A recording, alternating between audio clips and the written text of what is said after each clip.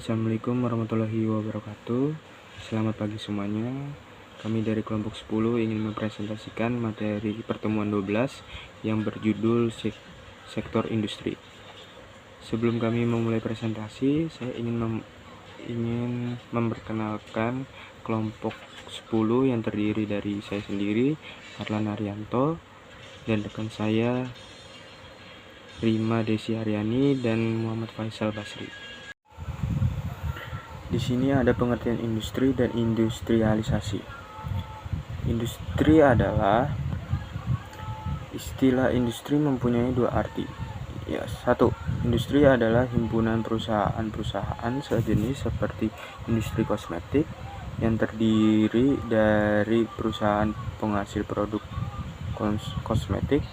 Dua, industri sebagai suatu sektor ekonomi yang melakukan kegiatan produktif untuk mengelola bahan mentah menjadi barang jadi atau barang setengah jadi, atau sering disebut industri pengolahan atau manufacturing.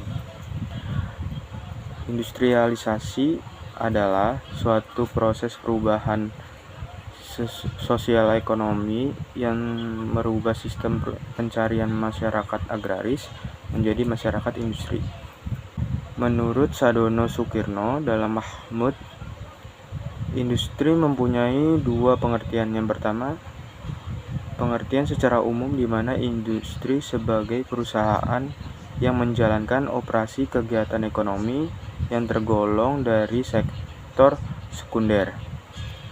Dua, pengertian dalam teori ekonomi. Industri diartikan sebagai kumpulan perusahaan yang menghasilkan barang yang sama dalam suatu pasar.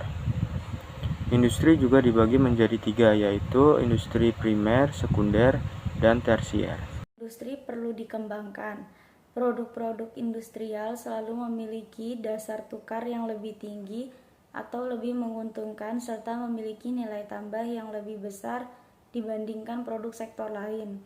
Sektor industri memiliki variasi produk yang sangat beragam dan mampu memberikan manfaat marginal yang lebih tinggi pada pemakainya. Margin keuntungan sektor industri lebih menarik dibandingkan sektor lainnya. Proses produksi serta penanganan produknya lebih bisa dikendalikan oleh manusia. Argumentasi dalam industrialisasi. Jenis keunggulan, argumentasi keunggulan komparatif. Industri akan unggul sumber daya ekonomi akan teralokasikan dengan baik. Jenis produk kurang diminati. Jenis keunggulan teorik keterkaitan industrial. Kelebihannya mampu menggerakkan sektor lain, sedangkan kekurangannya adalah kurang efisien. Jenis keunggulan argumentasi kesempatan kerja. Kelebihannya sangat manusiawi karena berbasis penciptaan lapangan kerja, sedangkan kekurangannya kurang dapat menggerakkan sektor lain. Jenis keunggulan argumentasi loncatan teknologi. Kelebihannya memicu perkembangan industri sektor lain dan kekurangannya adalah boros devisa. Pola industri. Pola strategi industrialisasi. Yang pertama ada pola substitusi impor. Kelebihan, industri akan bertambah besar. Kekurangan, industri akan tidak kunjung dewasa atau ketergantungan. Yang kedua, pola substitusi ekspor. Kelebihan, menumbuhkan devisa negara. Kekurangan, tergantung pada pasar. Selanjutnya, lintasan sejarah industri. Yang pertama, tahun 1920, industri modern di Indonesia hampir semua dimiliki oleh orang asing. Industri kecil hanya berupa industri rumah tangga seperti penggilingan padi dan tekstil.